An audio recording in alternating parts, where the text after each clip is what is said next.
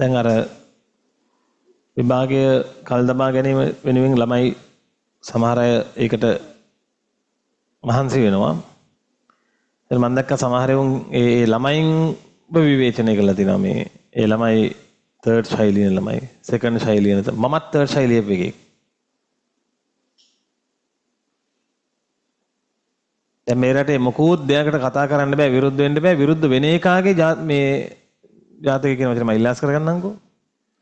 උගේ ඉතිහාසය බලනවා. ඌ කළුද සුදුද උගේ ලංකට් එකේ පාට මොකද්ද? පොද්දම වැඩ මේවා ඉතින්. හැම වෙලේම මේ එක පිරිසක් කියන දේ තමයි අපි හැමෝම අහන්න ඕන. ප්‍රජාතන්ත්‍රවාදී අම්මගේ රෙද්ද.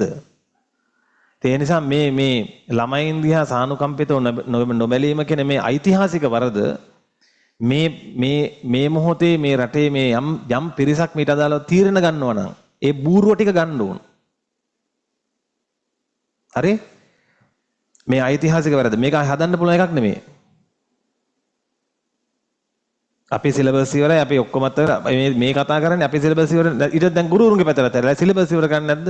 සිලබස් ඉවර කරන තොපි වගේ ගොන් හරක් කියන්න ඕනේ අපි මේ උනක අවුරුදු 16ක් තිස්සේ පන්ති කරන්නේ. ඉගෙන ගත්ත නැති මැටි ගොන් 70 කියන්න ඕනේ අපිට සිලබස් ඉවර කරන විදිය. හැබැයි අපි කතා කරන්නේ ළමයි වෙනුවෙන්.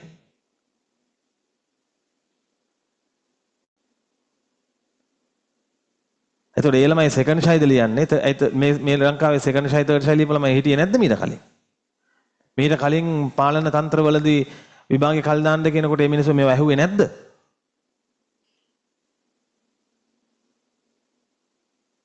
ඒ නිසා මේ උද්දච්ච කාලකන්ණී මේ තීරණ ගන්න මොකක් හරි කාලකන්ණී ටික තේරුම් ගන්න ඕන මේ තීරණය ඓතිහාසිකව උඹලා ගත්ත වැරදිම බලුම තුච්චම තීන්දුවක් කියන එක. ඒක බය නැතුව කියනවා මොන බල්ලටවත් බය නැතුව. හරි?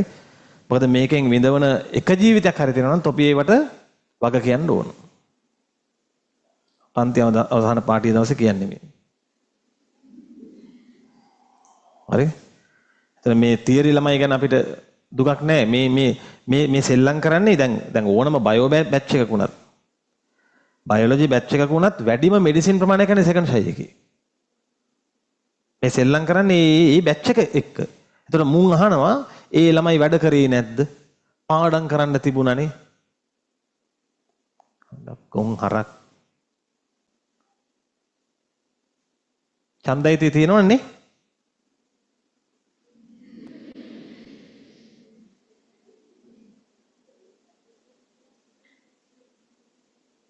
මොකද ඔයිට කලිනොත් ඔය වගේ ඓතිහාසික බූරු තීරණ ගත්තු කට්ටියට බූරු තීරණ එක පාරට පොහොර කැන්සල් කරනවා වගේ ඒවා.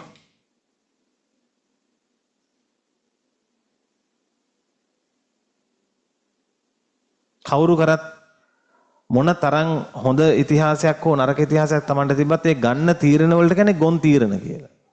එහෙම එක රැයින් පහවදා රැය 5 වෙද්දී අද ඉඳන් පොහොර තහනම් කියන්නේ නැහැ. ඒක ළමයි බොන මිනිහෙකුටවත් කරගන්න බෑ. දැන් එකපාරට අපි හිතමු බොන මිනිහෙක් එකපාරට දැන් කාලේ තිස්සේ බීපු එකපාරට බොන එක නැත කරගත්තා කියලා සමහරට ඌ පහවදා සීන තියෙන දෙයක් තියෙනවා. තේරෙනවද? ඒකේ ක්‍රමයක් තියෙනවා කරන. කලින් දින දීලා තිබ්බා. කලින් දින දීලා තිබ්බ එක වැරදි කියලා තමයි මේ කියන්නේ. ඒක මදි කියලා. එහෙමනම් කාලකන්නින්ද තිබ්බා ඊට කලින් පේපර් මාකින් කරලා ලකුණු ටික ගන්න.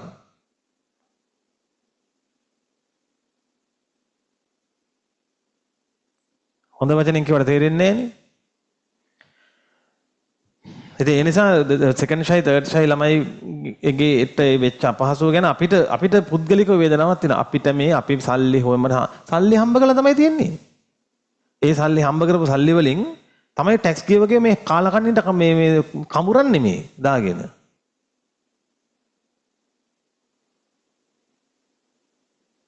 සල්ලි තියෙන මිනිස්සුන්ගේ ටැක්ස් වලින් දුන හිඟන්නෝ. Tamanට කියලා ආදායමක් උත්පාදනය කරන්න සැලසුමක් නැහැ. ඒ දෙන ටැක්ස් එකෙන් මිනිසුන්ට සේවයක් වෙනවා නම් කමකුත් නැහැ.